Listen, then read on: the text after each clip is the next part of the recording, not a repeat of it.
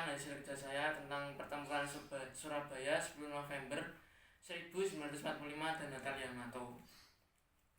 Pertempuran yang pertama, pertempuran Surabaya. Pertempuran Surabaya merupakan pertempuran pertama bangsa Indonesia setelah proklamasi kemerdekaan 17 Agustus 1945. Pertempuran Surabaya puncaknya terjadi pada 10 November 1945. Ini merupakan salah satu peristiwa heroik bagi bangsa Indonesia. Sejarah pertempuran di Surabaya dilatar belakangi oleh kedatangan pasukan sekutu yang tergabung dalam Allied Force Netherlands East Indies atau NICA pada 25 Oktober 1945 atau 2 bulan setelah proklamasi kemerdekaan. Pasukan sekutu yang dipimpin oleh Brigadir Jenderal Albertin Walter Soedarmalabi langsung masuk ke kota Surabaya dan mendirikan pos-pos pertahanan. Namun kenyataannya pasukan sekutu yang kebanyakan pasukan Inggris menyimpang. Pada 27 Oktober 1945, pasukan sekutu menyerbu penjara membebaskan tawanan perwira sekutu yang ditahan Indonesia. Pasukan sekutu juga menduduki tempat-tempat vital seperti lapangan terbang, kantor radio Surabaya, gedung internasional, dan pusat kereta api. Pasukan sekutu menyebarkan pamflet yang isinya agar masyarakat menyerahkan senjata yang dimilikinya. Namun masyarakat Surabaya menolak, apalagi harus mengangkat tangan menyerang sekutu. Kondisi itu membuat masyarakat Surabaya marah dan semakin anti sekutu. Pada 28 Oktober 1945, pejuang Indonesia menyerang pos pertahanan. Aspirasi perlawanan terhadap sekutu dikumandangkan oleh Bung Tomo menggunakan radio. Dia dengan berapi-api memberikan semangat kepada masyarakat untuk berjuang mempertahankan kemerdekaan bangsa Indonesia. Pada 28 Oktober 1945, para pemuda Surabaya bersemangat untuk mengusir sekutu dan mempertahankan kedaulatan. Dengan penuh semangat, akhirnya masyarakat Surabaya mampu merebut tempat-tempat vital. Sempat ada perundingan antara pemerintah Indonesia yang diwakili Presiden Soekarno, Hatta, dan Amir Syarifuddin dan sekutu, tapi pertempuran tetap terjadi. Pada 31 Oktober 1945, Brigadir Malabi tewas dan menyulut kemarahan pihak sekutu. Pihak sekutu memperingatkan masyarakat Surabaya untuk menyerah jika tidak akan dihancurkan. Puncak pertempuran Surabaya terjadi pada 10 November 1945. Pasukan sekutu melakukan penyerangan di kota Surabaya dan pejuang Indonesia tidak gentar, malah bersemangat berjuang.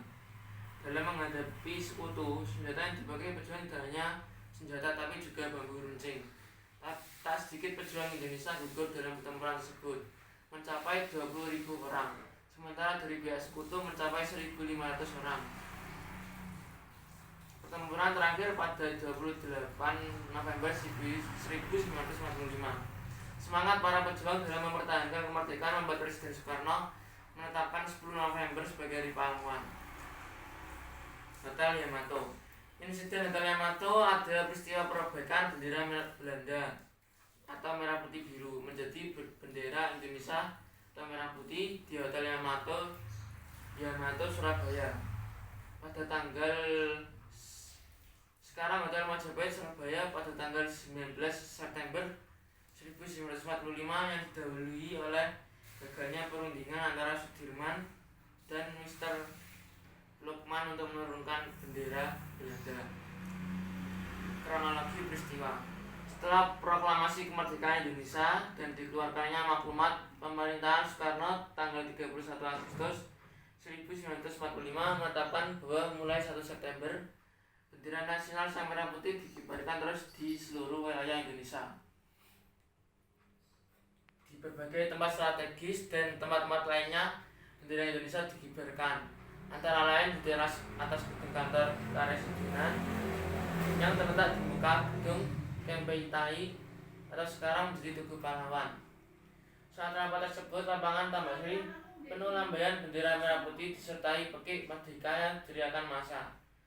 Pihak Kempetai yang telah melarang diadakannya rapat tersebut tidak dapat menghentikan dan membubarkan rakyat Surabaya tersebut. Pengibaran bendera Belanda. Sekelompok orang Belanda di bawah pimpinan Mr. Lukman pada malam hari tanggal 19 September 1945 tepatnya pukul 9 malam mengibarkan bendera Belanda merah putih biru tanpa persetujuan pemerintah Republik Daerah Surabaya di tiang pada tingkat teratas Hotel Yamato sisi sebelah utara. Keesokan harinya, para pemuda Surabaya melihatnya dan menjadi marah karena mereka menganggap Belanda telah menghina kedaulatan Indonesia, hendak mengembalikan kekuasaan kembali di Indonesia dan melecehkan gerakan pengibaran bendera merah putih yang sedang berlangsung di Surabaya. Kabar tersebut tersebar cepat di seluruh kota Surabaya dan jalan Tunjungan dalam tempo singkat dibanjiri oleh massa yang parah. Perobekan bendera Belanda. Di luar hotel, para pemuda yang mengetahui berantakannya pertandingan tersebut langsung mendobrak masuk ke Hotel Yamato dan terjadilah perkelahian di lobi hotel. Sebagian pemuda berebut naik ke atas hotel untuk menurunkan bendera Belanda. Haryono yang semula bersama Sudirman kembali ke dalam hotel dan terlibat dalam pemanjatan tiang bendera dan bersama Kusno Wibowo berhasil menurunkan bendera Belanda, merobek bagian birunya dan menggereknya ke puncak tiang kembali. Peristiwa ini disambut oleh massa di bawah hotel dengan pekik Merdeka berulang kali. Sekian dari saya. Assalamualaikum warahmatullahi wabarakatuh.